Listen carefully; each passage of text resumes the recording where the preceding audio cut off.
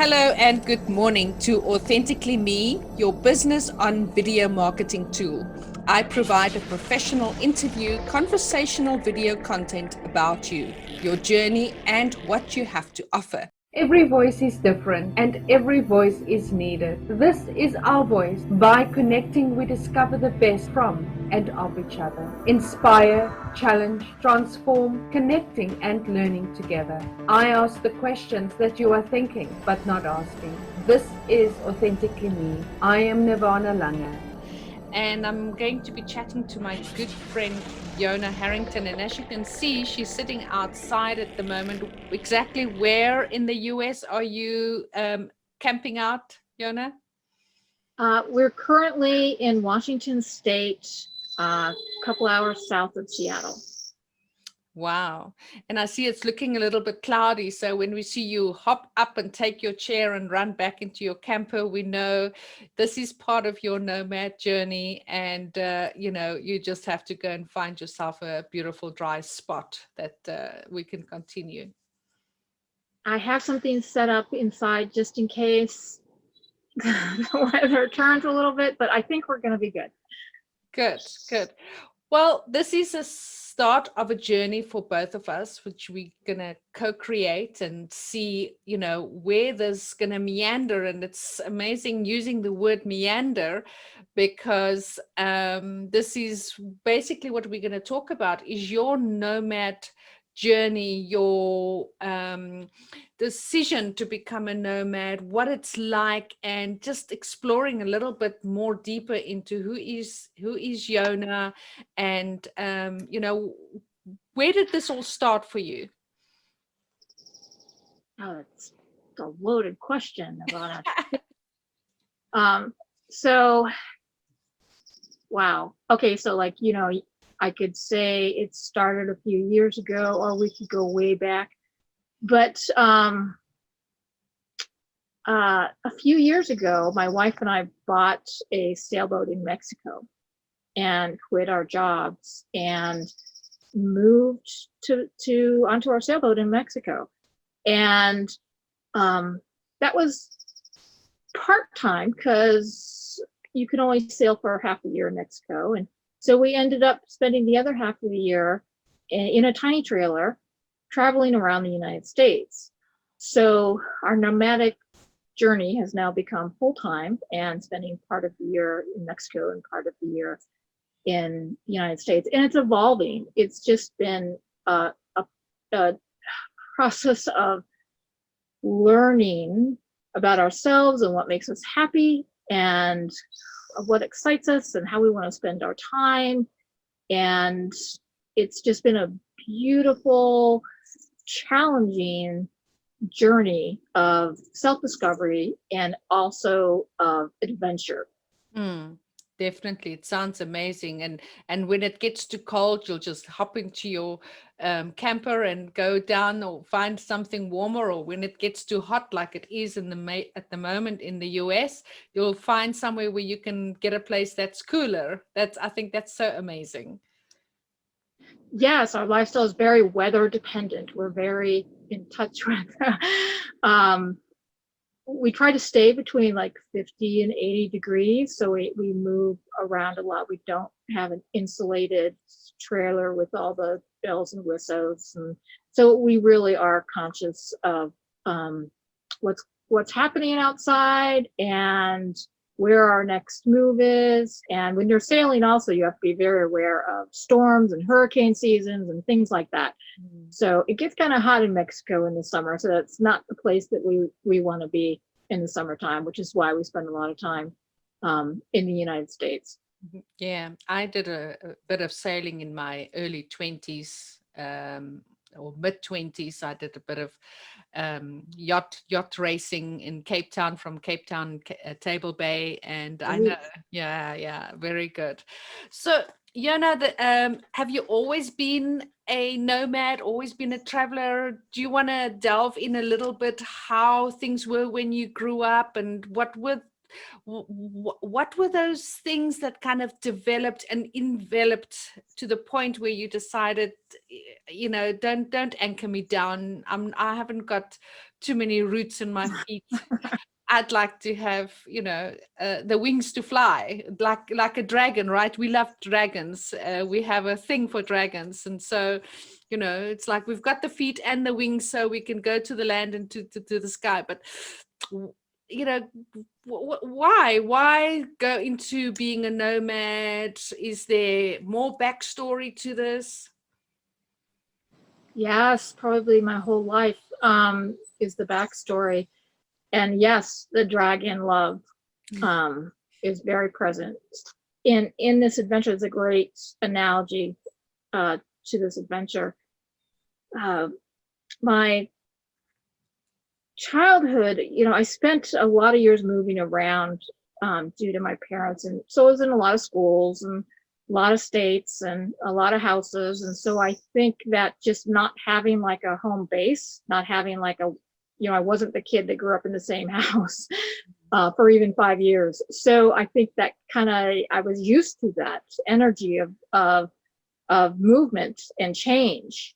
And not that it was easy as a child to do that, but I got used to that. And I think that it enables me to be flexible and allows me to say, oh, okay, we're going. Okay. To realize that also that the stuff doesn't matter as much, that the home isn't as important as how you feel and who you're surrounded with, your family, right? That's, your center of love and safety, not the house or the yard or the bed or the couch or the TV, that idea.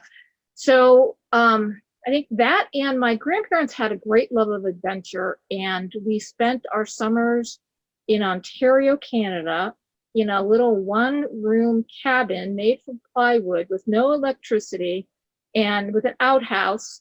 And that's how I spent my summers, and the only way you can get there is by a boat or by plane.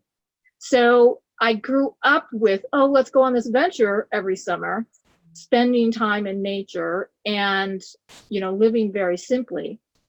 And those are the best times of my childhood. That was the one thing I looked forward to. That was the thing that got me through being a teenager, being able to go to our family cottage, being able to have that experience of simplicity.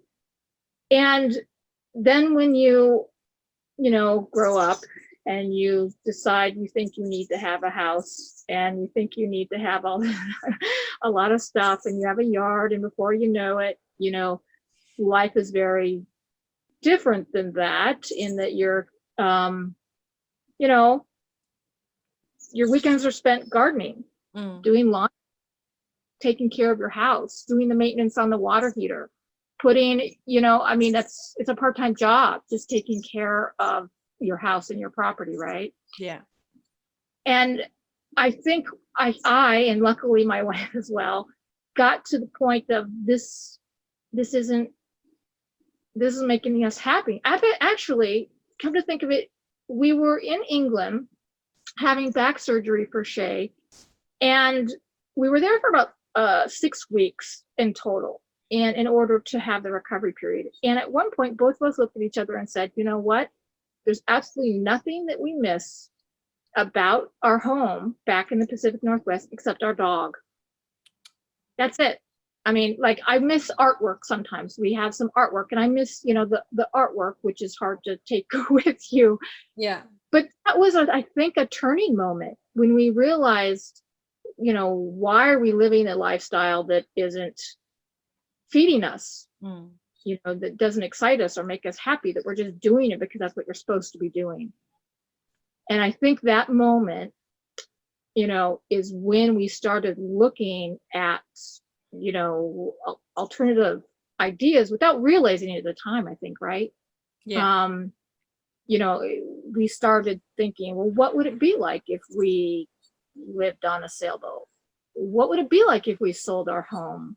What would it be like if we lived in a fifth wheel for a while to test it out? It planted the seed And, that grew over time, I think, into for me, I really felt it in my whole body. I felt this need to live authentically, to live closer to myself, to live in closer to nature. It was really a driving force for me for many years through all the struggles to get to the point where we finally, jumped off the cliff and made the decision to buy a boat in a foreign country, and quit your job and, see what happens. Yeah, interesting how, I just recognized that right now, how, one little conversation and, I see the whole trajectory of our life change till where it is now. I think that is the beauty of conversations like this is, you're busy sharing something and then suddenly you have an aha moment and you go, oh my God, this is where it all started. I don't miss anything other than my dog, and boom, there you go. Some of the thoughts that I had while you were sharing is you're definitely not the sort of fitting in the box, husband, 2.5 kids, the American dream with the picket fence type of person. You've definitely kind of um, got out of the box, got out of the what society says everything needs to be, the belief systems that we have for a long time. And then the other thing I was thinking about of asking you is, so the first thing is, what is your star sign? I'd be interested to know in your star sign and your rising and your moon, if you know, and how many siblings do you have? Those are seem like very divergent questions, but I know you'll bring it together in a lovely way. So my sun sign is Gemini. I know I have a lot of Taurus in there. Other than that, I'd have to go pull up my astrological chart to get more information, which I can do at some point. I'm happy to do that if it helps understand. And my siblings, I have a younger brother and an older sister. A younger brother and an older sister. And have they kind of attracted that little bit of nomad energy and out of the box kind of stuff the system? I want to use the F word, but I'm not sure how comfortable you are with that, but just like stuff the system. And I'm doing my own thing. Or have they gone more into the conformity? Not as extreme as mine. They don't understand. Most of my family and my original friends, just thought and still probably think that we're a little crazy and don't understand the divergent path that we've chosen. And my brother is very enjoys domestic life with his children and is a very open-minded person, but lives a very regular lifestyle. And my sister, it's a little divergent, but again, nice home, great jobs, all the things that, most people are looking for, in a lifestyle here in America. Most people, but not us, right? Although I do have the home and, the car and the 2 cats and the veggie garden. And I tell you, every day we were talking about, house maintenance, full-time job. I mean, how much leakage I've had and the stress that causes.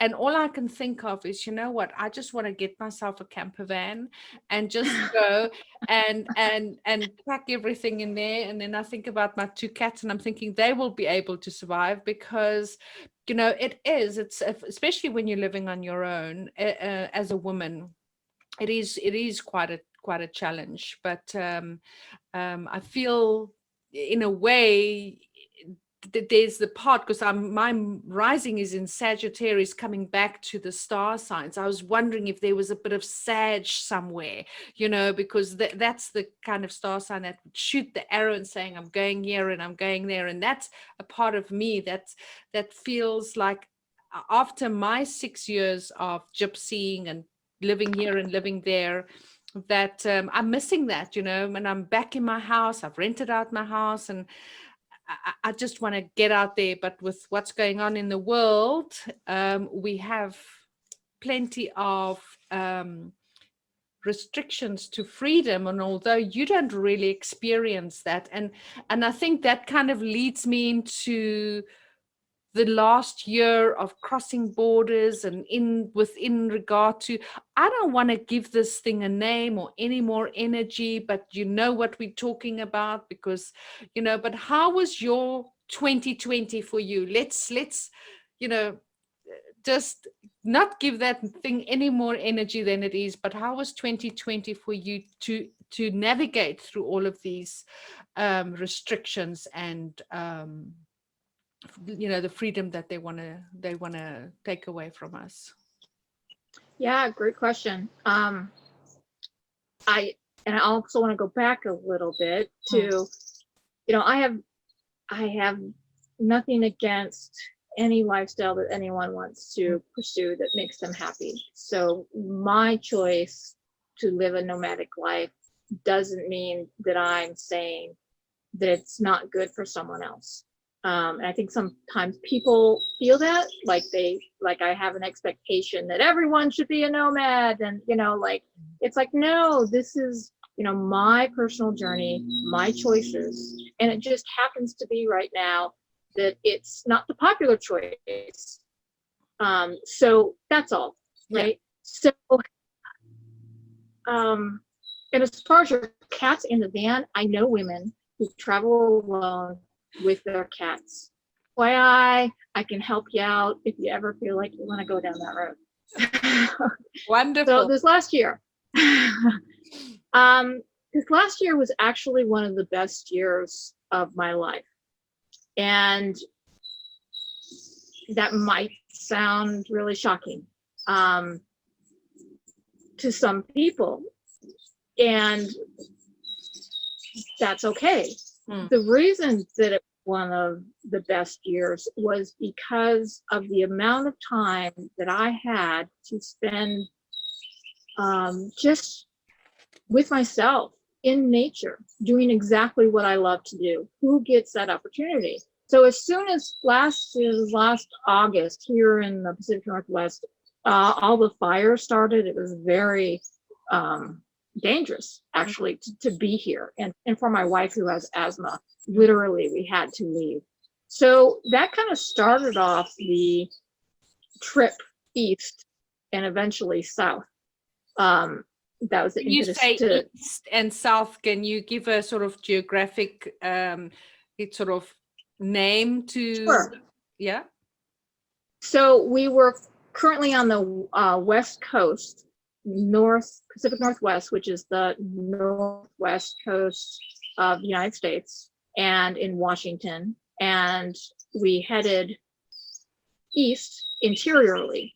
So that meant we went to Idaho, and then we went south, and we did Colorado, and then Nevada, Arizona, Utah, a lot of Utah in there.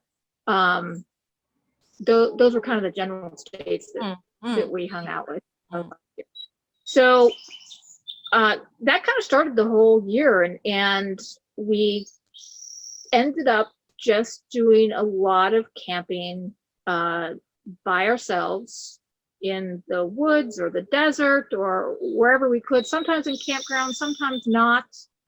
That's a whole different discussion, but it really gave us an opportunity that I think few people have, which is to stop, you know, to just be with themselves, to be silent when they want to be silent, to, you know, spend time in nature to really connect.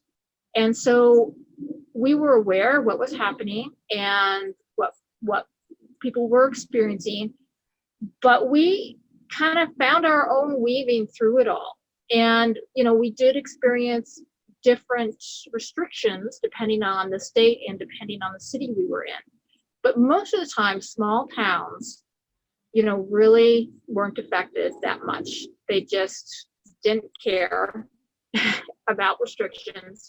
And so we were able to fairly easily navigate through, and, exceptions would be like Phoenix, that type of larger city where if you want to go and go shopping at a larger place like Costco or something like that, you had to do what they asked you to do. So, but for the most part, except for the forays out to get food or water, or other necessities, we were in nature.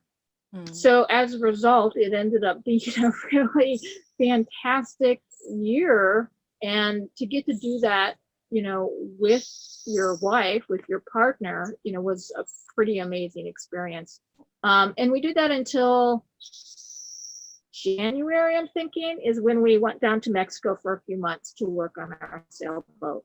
So we had about 6 months of traveling through the States. I'm going to stop you there. I'll tell you why, because, oh my gosh, there's so much to unpack with regards to 2020, which I'd like us to maybe get into next week's discussion. Because if I just remembered, like 2020, my gosh, we had the elections, right? And in the United States, there was the BLM,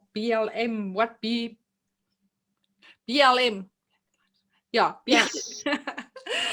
I'm so dyslexic that the letters, I don't even want to use these things and give them any further energy, but these were all of the things that was happening in the United States. You and I connected among our beautiful other sisters, which we're going to explore a little bit more because of all of this and wanting to find connection.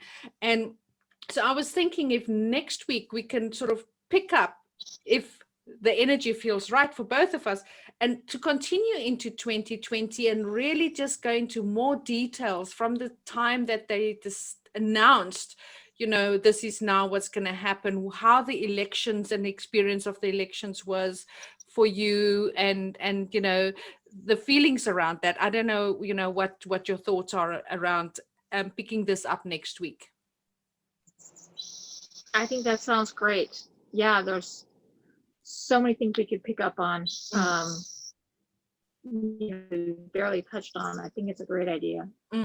So I feel in sort of leaving it hanging there at this point, and if there's anything you want to kind of close off with, just beautiful birds I'm hearing in the background, just ending off, what are you planning for the rest of your day today? Today I need to fix the reefer in the trailer because it's only working on propane instead of also on power. So I do need to spend some time doing that, and I need to go under the rig because there's some noises happening that might just be, I'm not sure yet, actually. We'll find out what that is next time. So I have to do a little maintenance on the trailer today. Nice. And what is your beautiful wife, Shay? What does she do when you're sitting here chatting to me? Is she still cuddling up in bed? Is she, what is her, sort of experience at the moment? Oh, she might be. It's a cloudy day. It's hard to get motivated, right, when the sun isn't out. She might also just be doing some projects around the trailer. It actually takes a little bit of time to keep it up and make sure it's in good condition. So she might be working out as well. She likes to putz around. So the putzing can happen inside or it can happen outside, depending on. She's also doing a lot of research these days on rocks. She's really into rock collecting, and we've gone to some amazing places looking for rocks that she can then work on as pieces of jewelry. So she might be doing some research on that as well. Awesome. Awesome. Cool. So I think what I will do is I'll always end off a little bit, with just a little bit of what are you doing for the rest of the day and how are you both feeling where you currently are. And I think that's a nice way. And then we'll pick up next week if we both feel that we'll continue with 2020 and then continue to explore your dragon nomad journey. I just thought that would be perfect because the dragon is so present with you. Yeah, that's a great idea. Yeah, we do need to name this series, right? Yeah. So maybe we'll come up with something for next week. That sounds great. Thank you, Yes, Nirvana. we must definitely think of that. In fact, we were going to start off with that, wasn't it? And we just went straight off the cliff like we do. So we'll also make a note of that and see. And maybe we can, once we post this, invite people to say, what shall we Sure. call this series? Or maybe you've had an aha moment at 2:00 in the morning, so let's see what manifests in the next week. Wonderful. All right. Yes, thank you. Thank you. So lovely to chat to you and look forward to chatting to you next week. Lots of love to you and to Shay. You too. Cheers, Yona.